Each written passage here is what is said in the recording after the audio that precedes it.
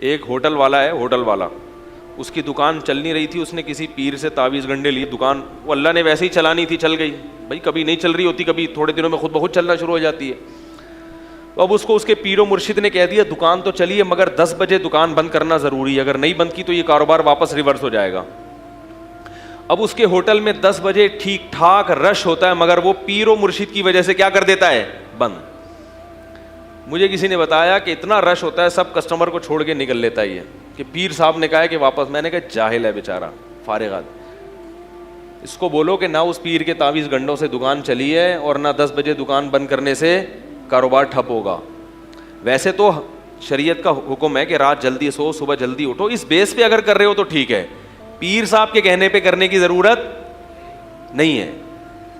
اس بیس پہ اگر کر رہے ہو بھائی رات کو جلدی سونا چاہیے صبح جلدی اٹھنا چاہیے, وہ تو ٹھیک ہے. لیکن اگر پیر صاحب نے کہہ دیا کہ 10 بجے, تو پیر صاحب کو بولو بھائی بس یہ تعویذ اپنے پاس رکھو, میرا کاروبار اللہ نے چلانا تھا چلا دیا.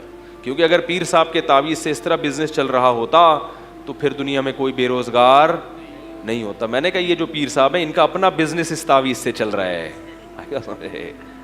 ہاں اصل مسئلہ کیا ہے, اس تعویذ سے ان کا اپنا بزنس چل رہا ہے. تو ایسی توہمات کی دنیا میں رہتے ہیں. جینا سیکھو تمیز کے ساتھ. توہمات, جو وہمی آدمی ہے خدا کی قسم کبھی بھی سکون میں نہیں رہتا, اس کا اللہ پہ توکل تو ہوتا ہی نہیں ہے.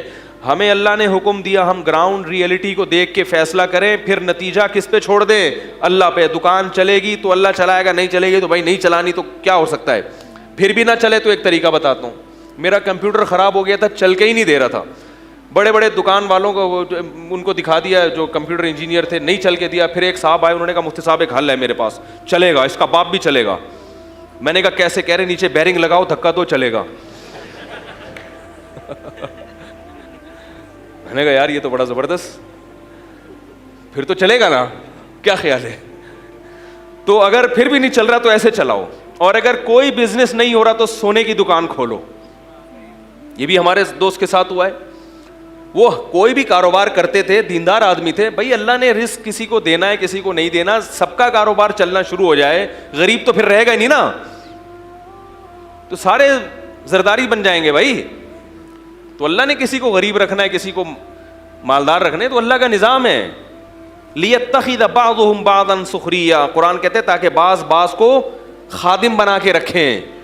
ایک صاحب مجھے کہنے لگے, میں نے تجارت کی اہمیت پہ بیان دیا بہت, انہوں نے کہا تجارت کے لیے بھی تو ملازمین رکھنے پڑیں گے. تو ملازمت اگر اتنی بری چیز ہے بھائی, اتنی بری چیز ہے تو ملازموں کے بغیر تو تجارت چلے گی نہیں. میں نے کہا ہم وہی مشورے دیں گے جو آپ کے لیے بہتر ہو, باقی سارے تاجر بن نہیں جائیں گے. ہم تو کہیں گے بھائی آپ کوشش کرو تجارت کی طرف, ملازم بننے کی کوشش مت کرو, کیونکہ بہت سے لوگوں میں بڑی صلاحیتیں ہوتی ہیں پھر بھی وہ کسی سیٹ کے بوٹ پالش کر رہے ہوتے ہیں, باس کی چاپلوسی میں لگے ہوتے ہیں, ہر وقت یس سر جی سر میں لگے ہوتے ہیں, لیٹ آنے پر ڈانٹ کھا رہے ہوتے ہیں, اور بونس کے چکر میں لگے رہتے ہیں, اور سر یس سر کرتے رہتے ہیں. بڑی اللہ نے حالانکہ صلاحیتیں دی ہوتی ہیں, تو تھوڑا سا ادھر اس طرف آؤ. جن کو اللہ نے ملازمت کے لیے پیدا کیا ہے نا وہ رہ جائیں گے, آپ کو اللہ نے ہو سکتا ہے پیدا نہ کیا, آپ خود اپنی حماقتوں سے لگے ہوئے اس میں, تو مشورہ تو اچھا ہی دیا جائے گا نا بھائی. تو کیا کہہ رہا تھا میں, سونے کی دکان کھولیں آپ. ہمارے ایک دوست تھے, کوئی کاروبار نہیں چل کے دے رہا تھا. میں ان کے پاس گیا, انہوں نے کہا یار اب اللہ کا بڑا فضل ہو گیا ہے. دیکھو جو آدمی خوش رہنا چاہتا ہے نا وہ ہر طرح سے رہ لیتا ہے, انجوائے کرتا ہے ہر چیز کو. میں نے کہا اب کہہ رہے اب تو میں نے سونے کا ڈائریکٹ سونے میں ہاتھ ڈالا ہے.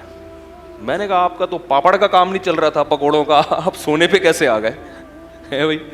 کہہ رہے اب تو میرے ساتھ میرا بھائی بھی ہے, تو 12 گھنٹے کی ڈیوٹی لگتی ہے, سونے کا کاروبار ہے. کہہ رہے ہیں 12 گھنٹے میں سوتا ہوں اور 12 گھنٹے وہ سوتے ہیں, بڑا ٹائٹ چل رہا ہے. تو کیا کہہ رہا تھا یار میں, ہاں تو خواب جو ہے نا, خواب ان کو زیادہ پہلے گراؤنڈ ریئلٹی ہے, اس کے بعد دوسرے درجے میں خواب ہیں. اچھا خواب آ گیا, چلو بھائی اچھی بات ہے, اللہ کی طرف سے کچھ حوصلہ افزائی ہو رہی ہے. لیکن اعمال خراب ہیں اور خواب میں جنت میں ٹہل رہے ہیں تو یہ شیطان کا دھوکہ ہے. اور اعمال اچھے ہیں, گناہوں سے بچنے کی توفیق مل رہی ہے, خواب میں جہنم آ رہی ہے تو پریشان ہونے کی ضرورت نہیں ہے. قرآن کیا کہہ رہا ہے, اما من اعطا واتقا, جو دے گا اللہ کی راہ میں, صدقہ کرے گا اور گناہوں سے بچے گا, فَسَنُيَسِّرُهُ لِلْيُسْرَىٰ, ہم اس کو جنت کی طرف لے جائیں گے. وَأَمَّا مَن بَخِلَ وَاسْتَغْنَىٰ, اور جو کنجوسی کرے گا, صدقات و خیرات نہیں کرے گا اور شریعت کے حکام کو فالو نہیں کرے گا, اللہ سے تکبر کرے گا, فَسَنُيَسِّرُهُ لِلْعُسْرَىٰ, تو ہم اس کو جہنم کی آگ کی طرف دھکیلیں گے, اس کو آہستہ آہستہ. تو پہلے قرآن و سنت ہے, خواب کا درجہ اس کے بولو بھائی بعد ہے. تو اس لیے کسی کو خواب میں آ جائے مرزا سچا نبی ہے, کچھ بھی نہیں ہوتا. خواب میں آ جائیں فلاں پیر صاحب ہیں, فلاں ہیں, اس سے کوئی فرق. یہ سارے جتنے باطل فرقے ہیں, گمراہ لوگ ہیں, یہ سب الہامات اور خوابوں کی پیداوار ہیں. یہ بات یاد رکھ, یہ سب سب کے پاس کرامتیں ہوتی ہیں. میرے پیر صاحب کو میں نے چاند پہ دیکھا, میں نے ان کو مریخ پہ ٹہلتے ہوئے دیکھا, صحیح ہے نا, میں ان کو قبر سے نکلتے ہوئے دیکھا, میں ان کو یہ سب کے پاس قصے بہت ہوتے ہیں یہ, اور انہی چیزوں سے یہ لوگ متاثر ہوتے ہیں. حضرت جنید بغدادی رحمہ اللہ تعالیٰ کی خدمت میں ایک شخص آیا, بہت عرصہ رہا, پھر واپس جانے لگا مایوس ہو کے. انہوں نے کہا کیوں جا رہے ہیں؟ انہوں نے کہا میں تو سمجھتا تھا آپ بہت بڑے بزرگ ہیں, تو میں نے تو کوئی کرامت دیکھی نہیں, آپ کوئی گنجے کے سر پہ ہاتھ پھیرا ہو, بال اگائے ہوں, کسی کو پھونک لگائی ہو, ٹھیک ہو گیا ہو. آپ تو ہماری طرح کے صبح پراٹھے کھاتے ہیں, انڈا کھاتے ہیں, اس کے بعد پھر اپنا عبادت کرتے ہیں یا جو بھی, تو ہماری طرح کے آدمی ہیں آپ, کچھ ہو ہی نہیں رہا. تو انہوں نے فرمایا مجھے اتنے عرصے میں کبھی سنت کے خلاف کوئی کام کرتے ہوئے دیکھا؟ اس نے کہا یہ تو نہیں دیکھا. انہوں نے فرمایا یہی کرامت ہے, شریعت پہ چلنا سب سے بڑی بولو بھائی کرامت. تو آج کل شریعت پہ کو فالو نہیں کیا جا رہا, اور یہ کرامتیں اور قصے اور یہ ان چیزوں پر جو ہے وہ دین کا مدار رکھا ہوا ہے. تو میں یہ عرض کر رہا تھا میرے بھائی, اللہ تعالیٰ نے جیسے غیر مسلم کو حکم دیا کہ وہ اسلام قبول کرے, کیونکہ اللہ نے اپنی قدرت کے اور اپنی اسلام کے برحق ہونے کے دلائل دنیا میں بہت زیادہ اللہ نے رکھ دی ہیں دنیا میں دلائل, ایسے ہی اللہ نے اہل اسلام کو حکم دیا کہ وہ موت تک دین پر قائم رہیں. کیونکہ جیسے کافر کے لیے اسلام لانا مشکل ہے, ایسے ہی مسلمان کے لیے اسلام پر قائم رہنا بھی مشکل ہے. ہاں کافر کے لیے اسلام لانا زیادہ مشکل ہے, کیونکہ اس کو تو پورے ماحول سے بغاوت کرنی پڑتی ہے.